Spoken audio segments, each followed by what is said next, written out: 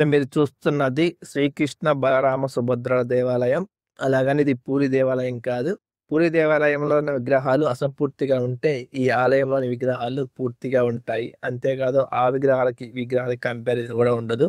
అంతేకాకుండా అక్కడ చెక్కతో విగ్రహాలు తయారు చేస్తే, ఇక్కడ నల్లటి గ్రానైట్‌తో ఈ విగ్రహాలను తయారు చేశారు. పూరి జగన్నాథ ఆలయంలోని ప్రసాదానికి ఎంత ప్రత్యేకత ఉందో, ఈ ఆలయంలోని ప్రసాదానికి కూడా అంతే ప్రత్యేకత ఉంది. ఇక్కడ కూడా మట్టి కుండలల్లో స్వామివారికి డైలీ కట్టెల పొయ్యి మీద నైవేద్యాన్ని సమర్పిస్తారు. అలాగే ఈ భువనేశ్వర్‌లో ఉన్న ఈ ఆలయం శ్రీ మహావిష్ణువుకి అంకితం చేయబడింది. ఒకప్పుడు ఈ దేవాలయంలో విష్ణువు యొక్క చిత్రపటం ఉండేది. దాని స్థానంలో రాణి చంద్రిక ఈ ఆలయాన్ని 13వ శతాబ్దంలో నిర్మించారు. ఫుల్ డీటెయిల్స్ కావాలంటే కింద చెక్ చేయండి.